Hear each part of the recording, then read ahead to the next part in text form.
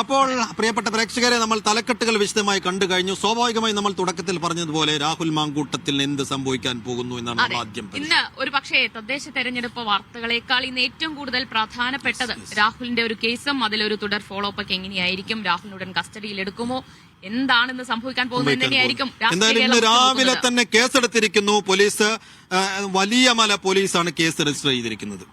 അതിൽ വിവാഹ വാഗ്ദാനം നൽകി പീഡനം, ഗർഭഛിദ്രത്തിന് പ്രേരിപ്പിക്കൽ എന്നീ വകുപ്പുകൾ ചുമത്തിയിട്ടുണ്ട്. ഇത് 10 വർഷം മുതൽ ജീവപര്യന്തം വരെ ശിക്ഷ ലഭിക്കാവുന്ന കുറ്റങ്ങളാണ് എന്നതാണ് ശ്രദ്ധ. ഭീഷണിപ്പെടുത്തിയാണ് ഗർഭഛിദ്രം നടത്തിയതെന്നും കുട്ടിയുണ്ടായാൽ രാഷ്ട്രീയ ഭാവി നശിക്കുമെന്ന് രാഹുൽ പറഞ്ഞെന്നും യുവതി മൊഴി നൽകിയിരിക്കുന്നു. അങ്ങനെയെങ്കിൽ സ്ട്രോങ് സ്റ്റേറ്റ്മെന്റ് ആണ് യുവതി നൽകിയിരിക്കുന്നത്. മുഖ്യമന്ത്രിക്കും കൊടുത്തിരിക്കുന്നു, പോലീസിനും നൽകിയിരിക്കുന്നു. ഇന്നിപ്പോൾ രഹസ്യമൊഴി രേഖപ്പെടുത്താൻ പോകുന്നു. തുടർ നടപടി വളരെ വേഗത്തിലുണ്ടാകും. ഇത് വലിയ രീതിയിൽ പ്രചാരണ വിഷയമാക്കി കോൺഗ്രസിനെ അറ്റാക്ക് ചെയ്യാൻ തന്നെയായിരിക്കും LDF ഒരുങ്ങുന്നത്. അപ്പോ ലോക്കാകാൻ പോകുന്നുവോ രാഹുൽ മാങ്കൂട്ടത്തിൽ എന്ന ചോദ്യം ഉയരുന്ന അതിനിർണായകമായ ഒരു പ്രഭാതം കൂടിയാണ്. നമുക്കതിന്റെ വിശദാംശങ്ങൾ നൽകാൻ ഞങ്ങൾ പ്രതിനിധികളിലേക്ക് പോകാം.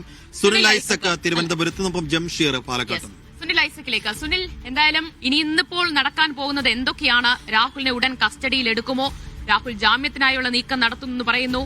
ആക്ച്വലി ഇപ്പോൾ രാഹുൽ മാങ്കൂട്ടത്തിൽ എവിടെയാണ് എന്നെ സംബന്ധിച്ച് ഒരു സൂചനയുമില്ലേ?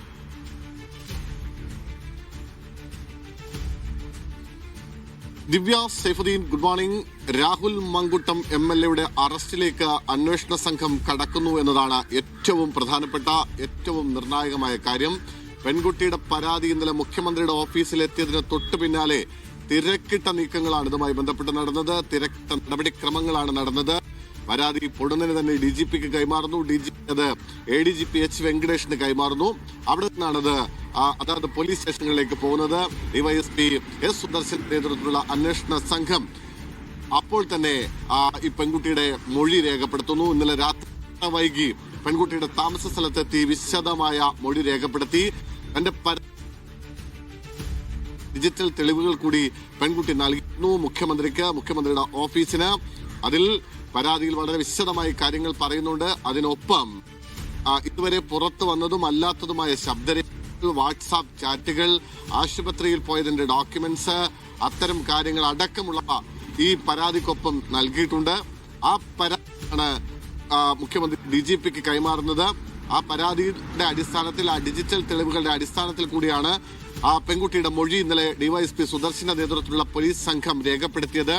അതിൽ പെൺകുട്ടി ആ തെളിവുകൾ നൽകിയിരിക്കുന്നത്, അതായത് നിർബന്ധിതമായി ഗർഭചിത്രം നടത്തി എന്നതാണ് ഏറ്റവും പ്രധാനപ്പെട്ട പരാതി.